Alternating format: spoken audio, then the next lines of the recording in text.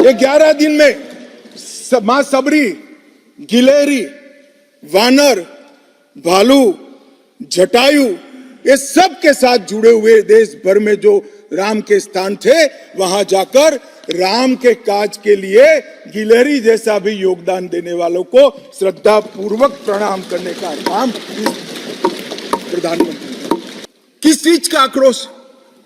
हम 1986 से कह रहे हैं कि वहां भव्य राम मंदिर बनना चाहिए, संवैधानिक तरीके से। कुछ लोगों ने यहां पर और बाहर मीडिया के सामने प्रतिक्रिया व्यक्त की, वो कानून की दुहाई देते हैं। मैं उनको पूछना चाहता हूं कि मान्यवर, क्या सुप्रीम कोर्ट की 5 जजों की खंडपीठ के जजमेंट से आप वास्ता रखते हो या नहीं रखते हो? भारत के संविधान से वास्ता रखते हो या नहीं रखते हो? किसी ने अगर सुप्रीम कोर्ट की अवहेलना कर वहां पर मंदिर बनाया होता तो आप कुछ भी कह सकते थे, मगर जब देश की सर्वोच्च अदालत के 5 जजों की खंडपीठ ने, और जिसकी अध्यक्षता स्वयं चीफ जस्टिस ऑफ इंडिया और आने वाले 4 चीफ जस्टिस कर रहे थे, ऐसी महत्वपूर्ण बेंच ने जब ये निर्णय लिया, तब आप कैसे कन्नी काट सकते हो? मान्यवर, निर्णय पसंद हो तो स्वीकार कर लेना, सुप्रीम कोर्ट का सम्मान करना, और कोई निर्णय पसंद ना आए तो सुप्रीम कोर्ट के भी बड़ा बुरा करना, ये ठीक नहीं है। मान्यवर, सुप्रीम कोर्ट के निर्णय ने आज पूरी दुनिया में भारत के पंथ निरपेक्ष चरित्र को उजागर किया है।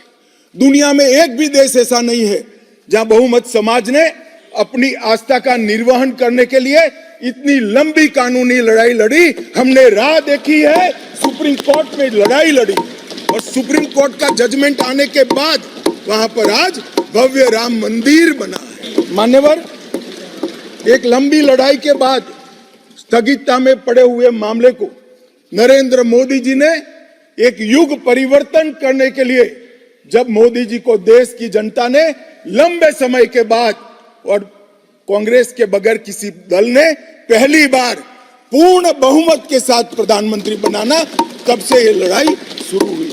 मान्यवर, 14 से 19 तक राम जन्मभूमि मंदिर की लड़ाई चली, उसका ट्रांसलेशन हुआ, सालों लगे, लाखों पेज का अनुवाद हुआ, अनुवाद होकर कोर्ट के सामने गया, बीच में चुनाव आ गया, कोर्ट ने माना कि चुनाव के वक्त फैसला देंगे तो इसको शायद अलग दृष्टि से देखा जाएगा, कोई बात नहीं। चुनाव के बाद फिर से मोदी जी आ गए और फिर केस चला, और अंततोगत्वा जब कोर्ट ने न्याय किया, तब 5 अगस्त 2020 को 19 को मोदी जी ने इसकी नींव रखकर इसकी शुरुआत। मान्यवर, ये जो 20 से 24 की यात्रा है, वो 20 से 24 की यात्रा भी समझनी चाहिए।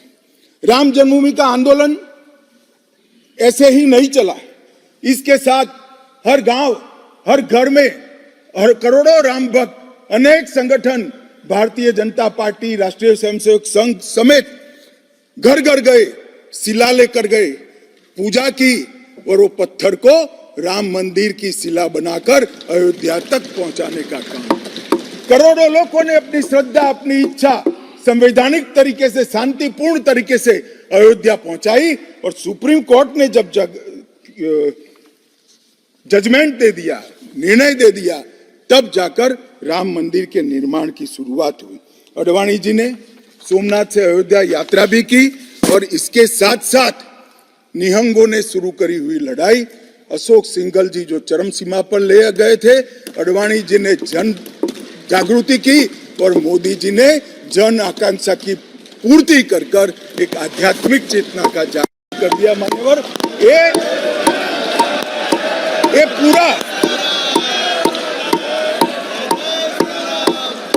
ये पूरा आंदोलन, मान्यवर, जब भी दुनिया का इतिहास लिखा जाएगा, एक डेमोक्रेटिक वैल्यू के रूप में देखा जाएगा कि कोई एक देश अपने बहुमती समाज की धार्मिक विश्वास की पूर्ति के लिए इतने समय धैर्य रखकर सुप्रीम कोर्ट में गुहार लगाता रहे, और सुप्रीम कोर्ट के जजमेंट आने के बाद सौहार्दपूर्ण वातावरण में इसकी पूर्ति हो। मान्यवर, ये बहुत बड़ी बात है, और मैं मानता हूं मान्यवर कि ये मोदी जी के नेतृत्व के बगैर संभव नहीं था।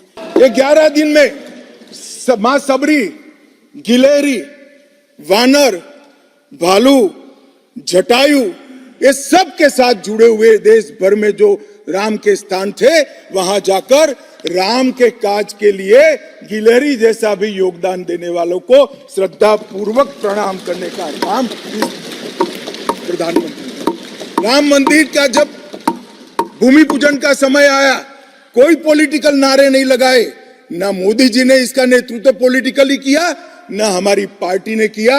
हर रोज एक राम का भजन अलग अलग भाषा में ट्वीट कर एक भक्ति का आंदोलन शुरू किया।